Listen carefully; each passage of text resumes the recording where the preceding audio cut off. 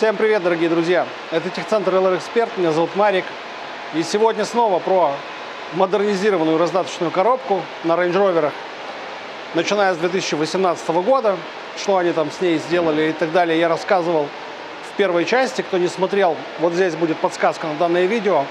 А сегодня будем наваривать, подтачивать, подпиливать и так далее. Попытаемся все это дело восстановить и посмотрим, что у нас из этого всего получится. Погнали!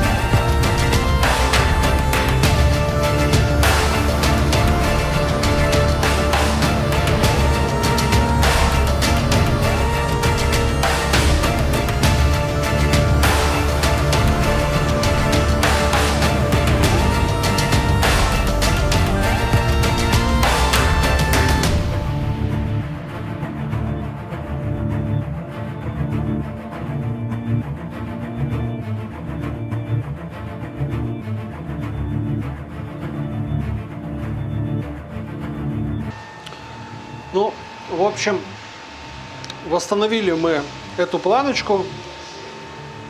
Сегодня весь день ребята занимались тем, что делали 3D-модель для того, чтобы далее заказать ее на ЧПУ. А я, в свою очередь, занимался тем, что изучал матчасть. Так вот, надо сказать, что с этой проблемой встретиться и столкнуться не все, потому что с 2020 года раздатки снова переделали. И сейчас, когда соберем, объясню, в чем разница.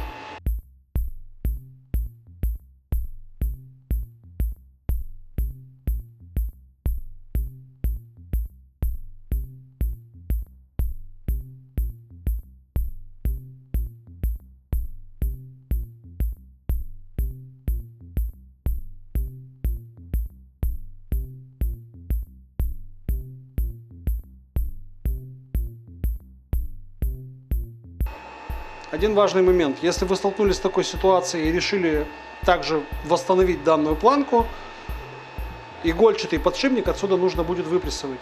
То есть подобрать по данному диаметру, сделать направляющую, и чтобы он уперся в иголки подшипника, и выпрессовать подшипник. Потому что он сильно нагревается, и это выведет подшипник из строя. То есть он построен по такому же принципу, как вот этот. У него вот эта втулочка дистанционная для роликов. она пластиковая. Если не выпрессовывать подшипник и наваривать прям так, она оплавится, и после этого подшипник выйдет из строя, то есть он не будет работать. А он нужен для того, чтобы отцентровывать вал. И вот теперь смотрите, что получилось. То есть люфта вот здесь нет абсолютно. Что касается данной шестерни, здесь сомнения вызывают только моменты, когда происходит переключение на пониженный диапазон. Потому что, ну, как таковых ударных нагрузок туда не доходит. Ударные нагрузки останавливаются все вот здесь. И они, здесь усилие не такое большое, чтобы, скажем так, заблокировать пакет межосевого дифференциала. Но в момент перекладки трансмиссии каждый раз, что такое перекладка? Это момент, когда коробка перестает, скажем так, передавать вращающий момент на раздаточную коробку, толкать колеса, и момент возвращается обратно, то есть когда колеса толкают раздаточную коробку, то есть вся нагрузка перекладывается в обратную сторону. И вся вот эта конструкция, когда она отыгрывает, она каждый раз бьет вот сюда. То есть здесь есть, скажем так, механизм, который пружинит, а здесь его нету. И со временем здесь начинает вот эта штука вся вырабатываться и изнашиваться. Что касается шестерни, ну, я думаю, надеюсь, что с ними проблем не будет, потому что, повторюсь, у старых раздаточных коробок, у старых моторчиков была, ну, точно такая же пластиковая деталь, просто меньшего диаметра. Теперь о том, что было переделано. Автомобили с 2020 года, видимо, все-таки дошла информация о том, что с этим есть проблемы, они были переделаны. И вот эта лапа больше сюда не упирается. Она упирается примерно вот сюда, в специальный отлив, сделанный, отфрезерованный. То есть вот эта часть, те, кто смотрели первую часть, помнят, что там внутри шарики, которые отвечают за то, чтобы, ну, выдвигался механизм и затягивался пакет фрикционов. И эту часть просто переставили на, скажем так, на два шарика влево. И упирается она в фрезерованную поверхность вот здесь. Будет там съедать корпус или нет, пока неизвестно. Поживем, увидим. Что касается пакета, разборки и промывки. Мы его промыли так, окунули его в ванную с жидкостью для промывки, потому что в этих раздаточных коробках установили стопорное кольцо по типу как у шрузов, как у гранат. И туда он заходит, забивается, обратно мы не смогли его выбить, то есть я не захотел очень сильно по всей этой конструкции бить, долбить, чтобы ничего не сломать, не разбить. Поэтому пришлось его промывать, не разбирая. Но он, надо сказать, не клинит, вращается абсолютно нормально, то есть вот без закусываний, без ничего. Теперь, что касается вот этого механизма. В технологии ничего об этом не сказано, то есть там сказано, что вращение все только в одну сторону. Причем эта шестерня, этот моторчик, вал и так далее отвечает как за переход понижающего, повышающего диапазона, так и за блокировку. Но, исходя из того, что видно по конструкции, еще раз говорю, что информации об этом нет, как работает моторчик. Исходя из того, что видно по конструкции, можно предположить, что данный вал может смещаться и в обратную сторону.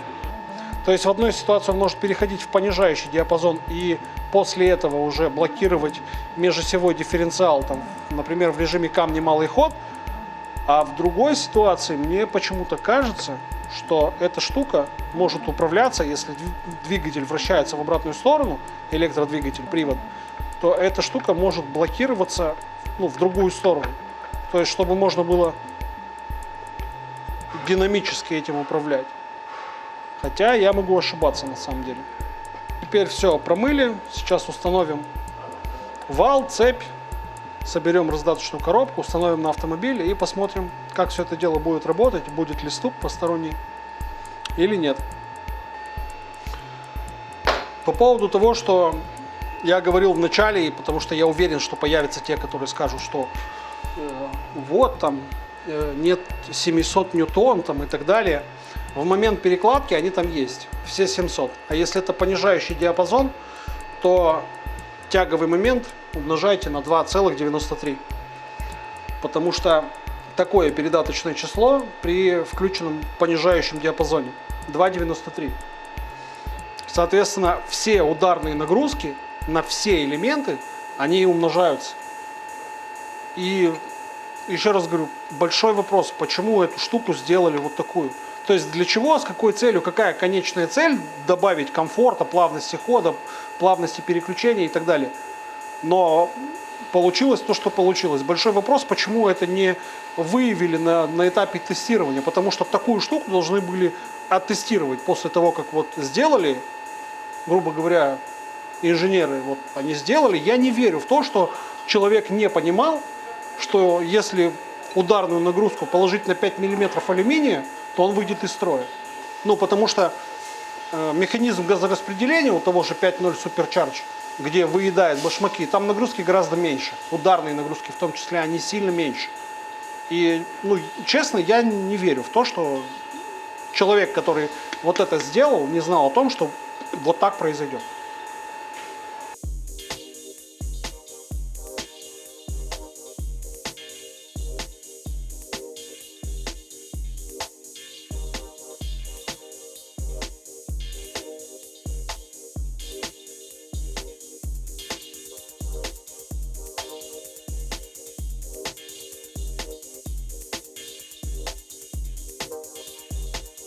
Моторчик отличается кардинально. То есть у старого моторчика такая штука круглая вот здесь, то есть червячный механизм находится внутри самого моторчика, и здесь пластиковая такая шестерня. А на этих, на новых, вот так выглядит актуатор, электромотор. И до какого конкретного момента шли раздаточные коробки с вот этой планочкой, а с какого момента начинаются уже те, где упирается вторая часть рычага в сам корпус раздатки, к сожалению, не знаю.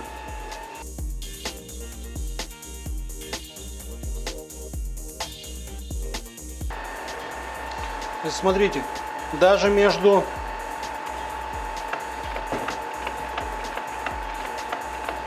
механизмами внутри, то есть между задним карданным валом и передним карданным валом, тоже есть свободный ход. И вот в момент, когда перекладывается нагрузка и коробка перестает вращать раздаточную коробку, начинается торможение двигателем, и уже кардан начинает толкать трансмиссию. Происходит вот эта перекладка и ударная нагрузка в обратную сторону. Потому что начинается торможение двигателем, после чего, нажимая на педаль акселератора, снова идет ударная нагрузка в другую сторону на ускорение. Вот об этом ударе я говорил. И поэтому я сказал, что я не верю в то, что инженеры не догадывались об этом. Ну, потому что они не глупые парни. Как бы там ни было, там сидят не дилетанты. Это мы тут великие специалисты там на наждаке что-то подпиливаем. А там люди получают свои зарплаты не просто так. Сейчас установим раздатку на автомобиль, откалибруем и посмотрим, какой будет результат. Я, к сожалению, не снял то, что было в самом начале, как это проявлялось, но в ходе тестирования расскажу подробнее, как это проявляется. И, честно говоря, на вот этих раздатках с вот этим моторчиком я особо не вижу смысла в двойной промывке. Ну, на мой взгляд, это трата денег, потому что, как правило, это не помогает. И на старых тоже. Но здесь, вот с этой ситуацией, это не поможет. Оно проявляется по-разному. В ходе тест-драйва расскажу подробнее. Итак, установили раздаточную коробку, откалибровали. И я уже говорил, что демонтировать и полностью разобрать пакет фрикционов межосевой блокировки не удалось, потому что там есть стопорное кольцо. И у меня были опасения, что его срежут. Те, кто менял хоть раз шрусы, гранаты так называемые, понимают, о чем я говорю. Там бывают ситуации, когда не выбивается стопорное кольцо. Оно должно просто зайти в паз, в канал, чтобы вытащить вал. А этого не происходит. И получается, что стопорное кольцо срезается, либо повреждается. Поэтому мы просто погрузили полностью всю блокировку межосевую в жидкость. И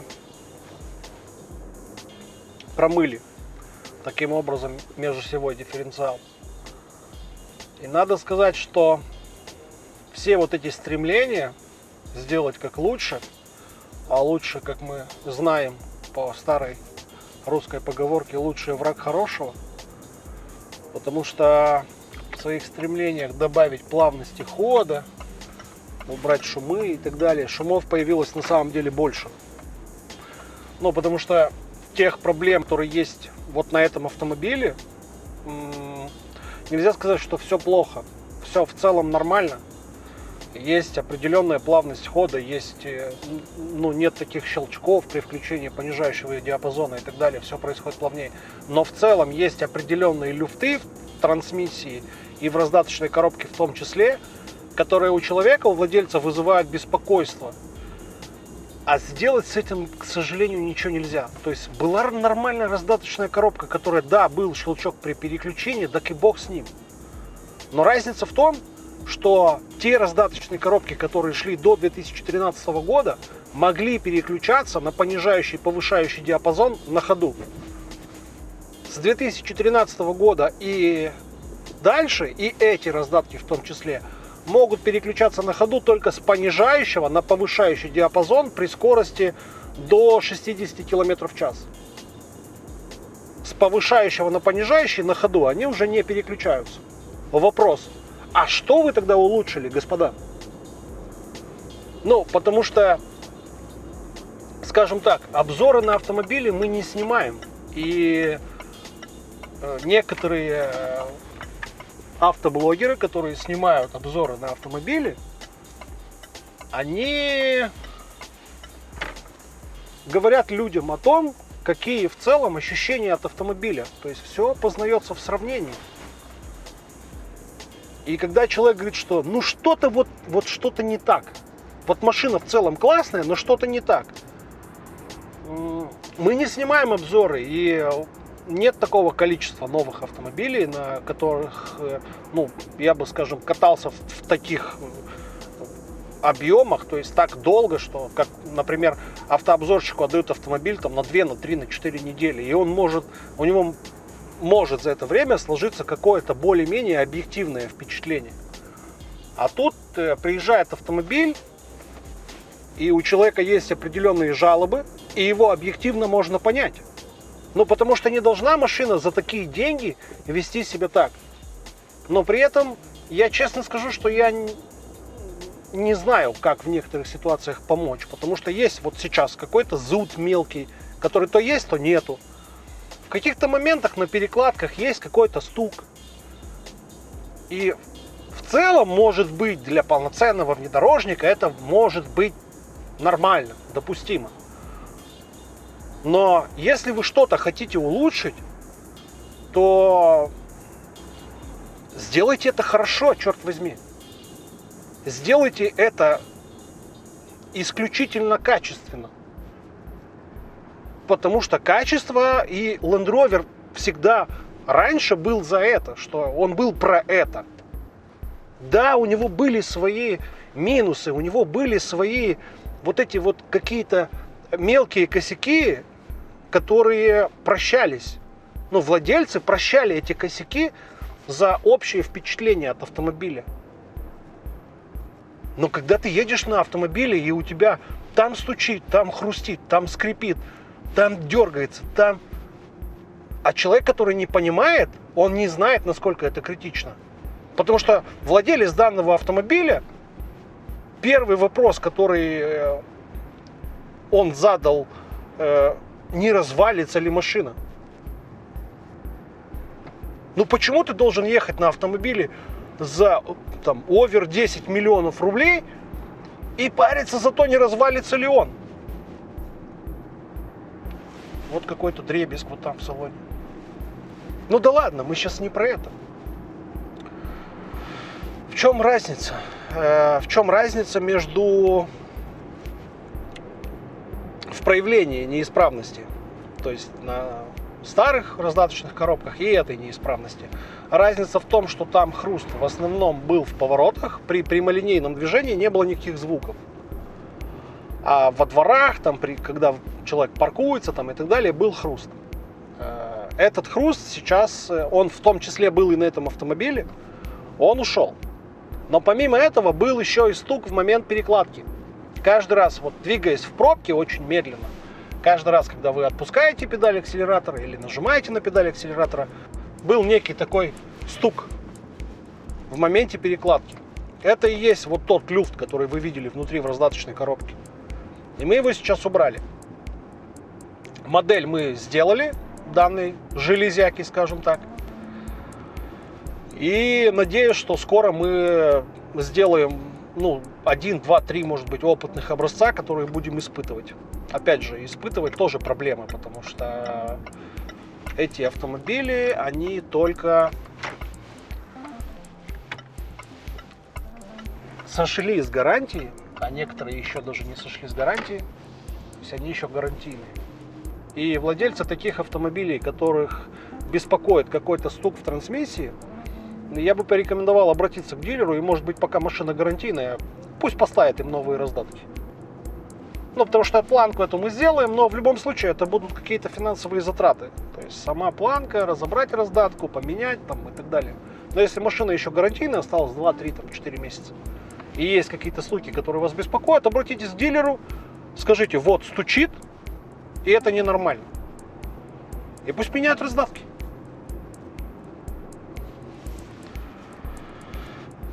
Ничего не мешало сделать эту планочку стальную, чтобы она там была вечная, чтобы развалилось все вокруг нее, а она выжила. Вот тот элемент новый, который вы вводите в конструкцию автомобиля, он должен быть лучше, чем раньше. Понимаете? Все должно становиться лучше с каждым разом. А этого не происходит.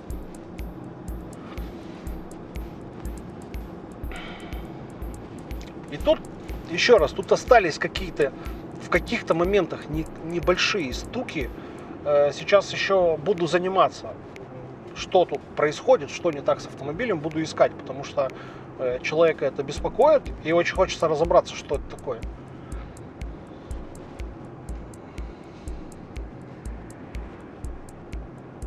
Но в целом в стремлении убрать вот это вот все, чтобы автомобиль, чтобы были исключительно какие-то положительные качества ходовые у автомобиля, появляются вот такие косяки. И они оперативно, надо сказать, что достаточно оперативно. Вот был стук только что. Когда я начал тормозить, в задней части в трансмиссии только что был небольшой стучок. Так вот, они оперативно отработали и поменяли конструкцию, сделали упорную площадку, развернули, грубо говоря, одну упорную планку в корпус самой раздаточной коробки.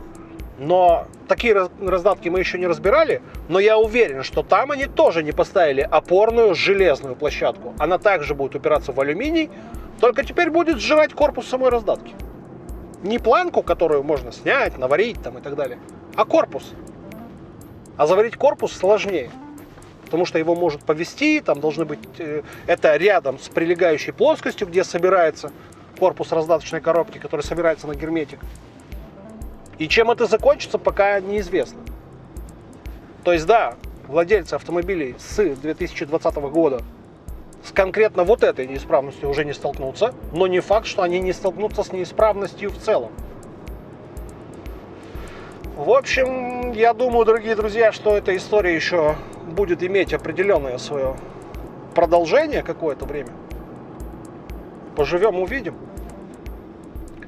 На этом все. Я с вами прощаюсь. Надеюсь, не забыл ни о чем упомянуть, сказать, рассказать. Оставляйте свои комментарии. Делитесь. Опять стук в трансмиссии. То есть один раз. Черт. Ну не должно быть такого. Ну не должно. Но почему, когда сделали вот это вот, сделали эту раздатку, когда... Почему это не было оттестировано на полигоне?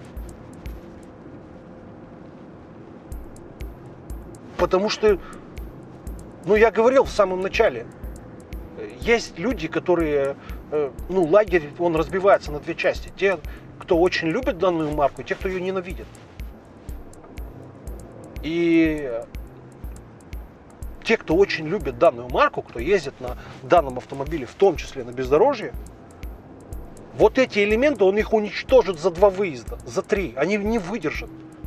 То есть это можно было выявить на этапе тестирования всего этого механизма. Ладно, дорогие друзья, на этом я с вами прощаюсь. Оставляйте свои комментарии, может быть, свои мысли по поводу всего этого. Подписывайтесь на канал, следите за своими автомобилями, и они, в свою очередь, на дороге вас не оставят, я надеюсь. Первый раз говорю, что я надеюсь, честно. Всем пока.